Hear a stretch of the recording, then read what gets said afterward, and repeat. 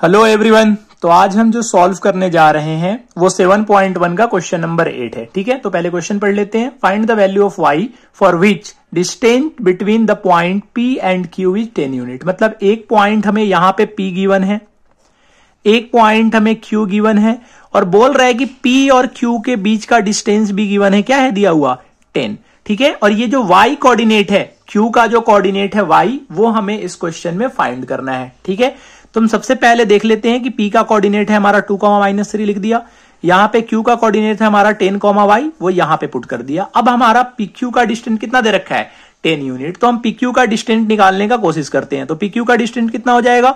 √x2 में से x1 का square minus y2 minus y1 का होल स्क्वायर। ठीक है, x2 माइनस x1 का whole square plus y2 minus y1 का होल स्क्वायर। अगर आप यहां पे वैल्यू पुट करोगे तो ये आपका हो जाएगा x2 मान लो, अगर मैं q पॉइंट को मान लू 2, तो q का जो कोऑर्डिनेट है वो 10, वो हमारा हो जाएगा x2 और y हो जाएगा हमारा y2। ठीक है, ये हो जाएगा हमारा x1 और -3 हो जाएगा हमारा y1। ठीक है, ये हमारा x2 का वैल्यू हो जाएगा 10 और y2 का वैल्यू हो जाएगा y, x1 का वैल्यू हो जाएगा 2 और y1 का वैल्यू हो जाएगा -3। तो हम इसको यहां पे पुट कर देते हैं। ठीक है, जब हम यहां पे पुट करेंगे तो ये हो जाएगा हमारा 10 - 2 का स्क्वायर प्लस y -3 का होल स्क्वायर। ठीक है, जब आप इसे सॉल्व करोगे तो ये आ जाएगा आपका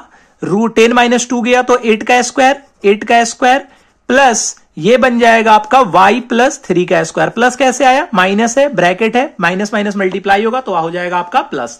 जब यहां पे सॉल्व करोगे तो ये हो जाएगा आपका 8 का स्क्वायर 64 प्लस ये a + b के होल स्क्वायर के फॉर्मूले में टूटेगा। a + b का होल स्क्वायर क्या होता है? a² दैट इज y का स्क्वायर प्लस 3 का स्क्वायर हो जाएगा 9 प्लस 2 × a × b, तो ये हो जाएगा हमारा 6y। ठीक है, 3 × 2 = 6y। अब देखो यहां पे pq का डिस्टेंस क्या दिया हुआ है? 10 यूनिट। तो हम यहां पे pq की जगह पे 10 लिख सकते हैं। हाँ, ये समझ में आ रहा है? pq की जगह पे क्या लिख सकते हैं? 10 लिख सकते हैं। और ये रूट अब हमें यहां से क्या करना है? हटाना है। रूट कैसे हटेगा? जब हम दोनों तरफ स्क्वायर करेंगे। तो हम यहां पे क्या लिखेंगे?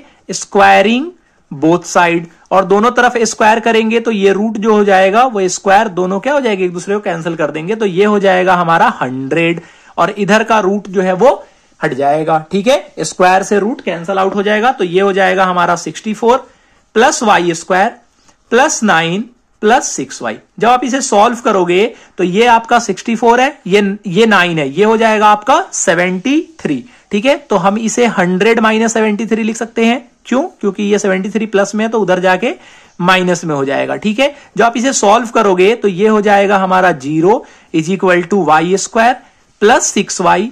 100 में से 73 को माइनस करेंगे तो क्या आएगा हमारा? 27 इधर प्लस में आएगा और जब हम इधर लेके जाएंगे तो ये हो जाएगा हमारा -27। देखो ये क्वाड्रेटिक इक्वेशन बन गया। अब इसे हम मिडिल टर्म स्प्लिटिंग में सॉल्व करेंगे। मिडिल टर्म स्प्लिटिंग क्या होता है? लास्ट वाले को पहले वाले से मल्टीप्लाई करते हैं। जब हम यहां पे मल्टीप्लाई करेंगे तो ये हमारा आके निकल के आएगा -27 और माइनस मल्टीप्लाई करने पे कब आता है? जब एक माइनस में होता है और एक प्लस में होता है, या एक प्लस में होता है और एक माइनस में होता है और बीच में हमें लाना है प्लस का साइन। तो प्लस का साइन क्या होना चाहिए? बड़ा होना चाहिए। तो क्या हम इसे 0 = y² plus 9y minus 3y लिख सकते हैं? क्यों? 9 × 3 = 27 आ जाएगा, प्लस माइनस मल्टीप्लाई करके -27 आ जाएगा और 9 में से 3 माइनस करोगे तो 6y आ जाएगा -27। क्या हम इसे लिख सकते हैं? अगर आप यहां पे देखोगे तो ये आपका हो जाएगा 0 = इन दोनों में कॉमन क्या है? इन दोनों में कॉमन है हमारा y, तो y कॉमन निकाल लिया, ये बचेगा हमारा y + 9। अब ये जो कॉमन निकल के आया है यही हमें यहां पे कॉमन ढूंढना होता है। तो इन दोनों में अगर हम -3 कॉमन ले तो क्या आ जाएगा हमारा निकल के? y + 9। ठीक है, यहां तक समझ में आ रहा है? अब देखो यहां पे इसके बाद का स्टेप यहां पे देखो आप, जब ये हम सॉल्व करेंगे तो ये देखो यहां पे भी y + 9 है और यहां पे भी y + 9 है। तो 0 = हम क्या लिख सकते हैं? y + 9। और जब y + 9 हम कॉमन निकाल लेंगे तो यहां पे क्या बचेगा? y -3। अब क्वेश्चन क्या था? क्वेश्चन था हमें y का वैल्यू निकालना था। y का वैल्यू कैसे निकलेगा? देखो यहां ध्यान से, हम क्या करेंगे, एक बार y + 9 को उठा के इज इक्वल टू के इधर लेके जाएंगे। इधर मल्टीप्लाई में, तो इधर किस में जाएगा वो?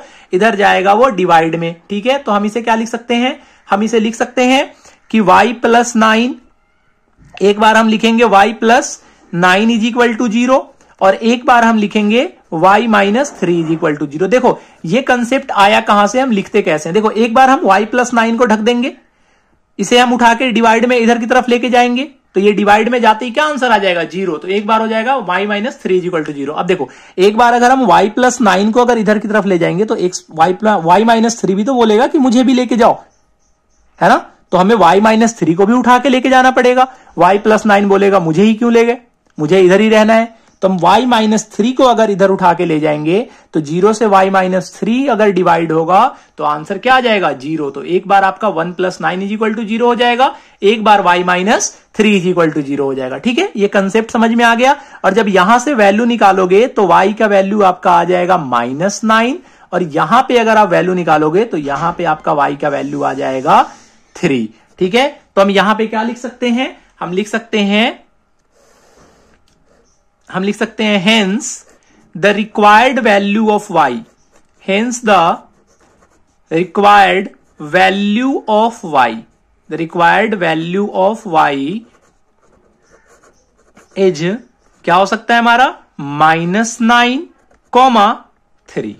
ठीक है, क्या करना था? फिर से रिपीट कर देता हूं। P और Q पॉइंट लिया, PQ का वैल्यू निकाला, PQ का वैल्यू पुट करा, फिर रूट हटाने के लिए स्क्वायर करा, और यहां पे दोनों नंबर को जब इधर की साइड लेके जाओगे तो ये आपका क्वाड्रेटिक इक्वेशन बन जाएगा। क्वाड्रेटिक इक्वेशन को हम मिडिल टर्म स्प्लिटिंग से सॉल्व करेंगे तो यहां पे हमारा 2 फैक्टर निकल के आ जाएगा। एक आ जाएगा y + 9, एक आ जाएगा y - 3। एक बार आप y + 9 इज इक्वल टू 0 करेंगे तो y का वैल्यू -9 आ जाएगा, और एक बार अगर हम y - 3 इज इक्वल टू 0 करेंगे तो y का वैल्यू आ जाएगा हमारा 3। ठीक है, आई होप आपको एक्सप्लेनेशन समझ में आया होगा। और अगर एक्सप्लेनेशन समझ में आ रहा है तो पता है ना क्या करना है? लाइक करना है वीडियो को, ठीक है, और चैनल को सब्सक्राइब करके जाना है, ठीक है, ताकि आगे आने वाली जितनी भी वीडियो है आपको मिल जाए और आप वहां से समझ सकते हो क्वेश्चन को। एक बार नहीं आया समझ में, बार बार रिपीट मोड में करके आप वहां पे समझ सकते हो क्वेश्चन को। ठीक है, तो वीडियो को लाइक करना है, सब्सक्राइब करना है चैनल को, और दोस्तों में शेयर भी करना है, ठीक है, ताकि उन्हें भी, वो भी इस क्वेश्चन को अच्छी तरीके से समझ पाए, इजी मेथड से समझ पाए। ठीक है, तो फिर मिलते हैं आपसे नेक्स्ट वीडियो में। Till then tata bye bye.